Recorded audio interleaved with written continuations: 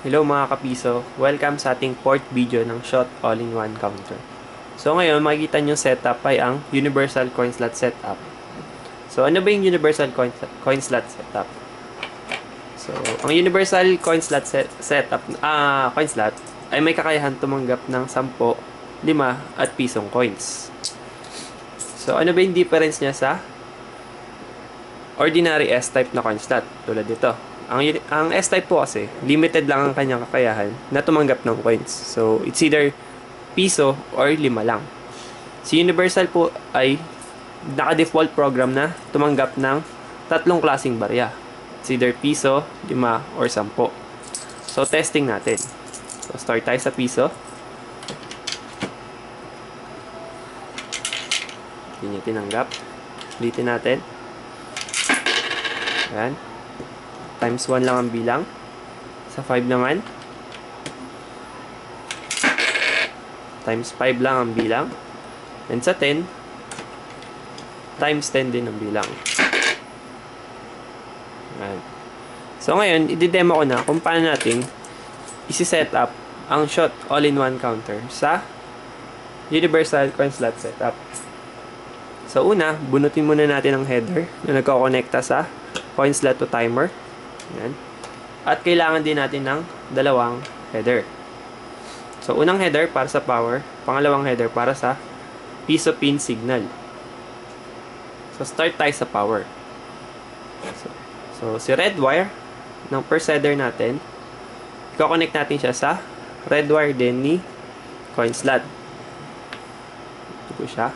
Ito yung magsisilbing positive line natin sa kanyang power line. Pagka-tap, lagyan ng electrical tape.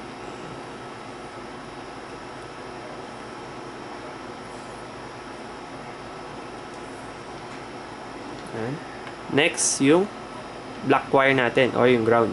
Connect din natin siya sa black wire ni coin slot. Ito yung magsisilbing ground natin. So, wag muna natin siya lagyan ng electrical tape. Kasi yung second header natin, i-connect din natin siya sa ground. Yung black wire natin sa second header. Sa ground din siya nakakonect.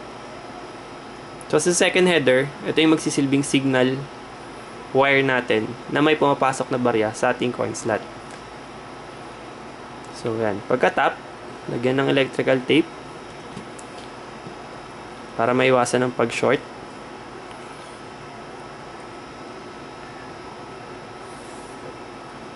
Yan po. Then, yung last wire natin para sa second header, yung red na to, sa white wire naman ni coin slot. So, yung white wire, ito yung nagsisilbing signal wire. Diyan natin siya itatap.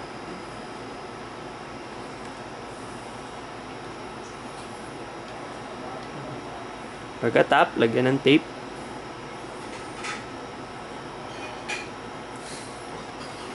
Ayan. Okay na po yung setup natin.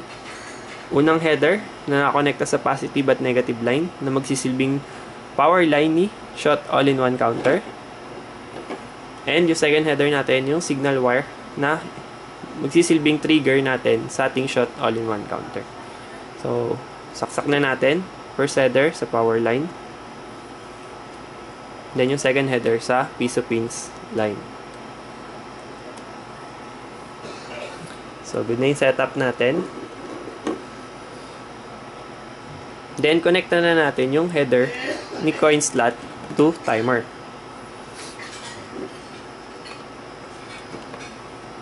Yan po. Nagka-power line na yung counter natin. So, ngayon po, bago natin i-start ang operation, meron po tayong dapat tandaan.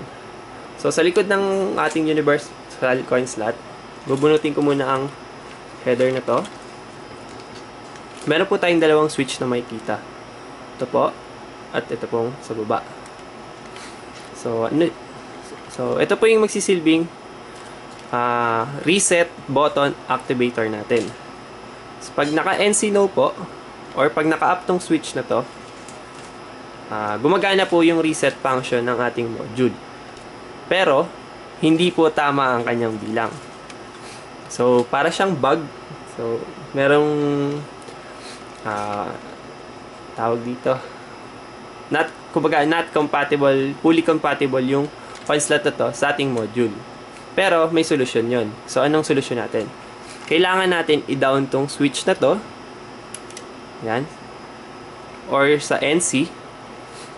Para maging accurate yung bilang. Pero, disabled yung reset button natin.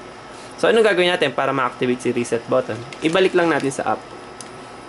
Then, gagana si reset button. Ngayon, pag normal operation na, balik natin sa down yung setup. Yun lang po yung dapat natin tandaan lagi. Sa baba naman po, yung pangalawang switch, hayaan lang natin siya na nasa medium. Yan. Para hindi magkaroon ng issue. Okay po? So, ngayon, iset ko muna siya sa down. Disabled reset, pero accurate ang bilang. Saksak ko na siya. Yan. Try natin maghulog ng coins. So, bago yon, reset ko muna si timer. Hulugan natin ng piso, 5 at 10 pisong coins. Start tayo sa piso. Oops.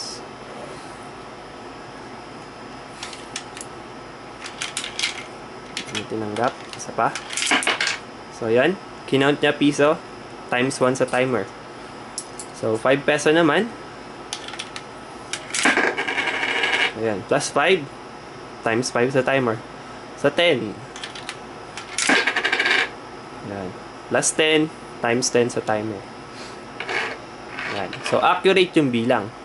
Pero, tatandaan natin, pag naka-down po yung setup natin, accurate ang bilang, pero yung reset natin dito, hindi po siya gumagana. So, paano natin siya papaganahin? Balik tayo sa likod ni coin slot. I-set lang natin sa up tong switch na to. Yung tinuro ko kanina. Set lang natin sa up. Pero bago natin to i-set sa up, pakitandaan po yung huling bilang. Kasi once po natin sinet siya sa up, magpa plus 1 po ito. Okay? So, i-set ko na siya sa up. Yun, nakita nyo, nag plus 1 dito. Pero, active na si reset button. Ayan, back to 0 na siya. Yun na po.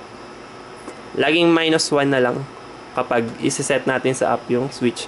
Ngayon, pag normal operation na ulit, so balik tayo sa normal counting natin. Balik natin yung switch sa likod sa down. Itong switch na to, set natin sa down para accurate ang bilang pero disabled yung reset. Okay? Ulitin natin yung pag-sample. Piso. Ayan. 5. 10. Ayan. Ayos. Ayos. Salamat. More power. Thank you.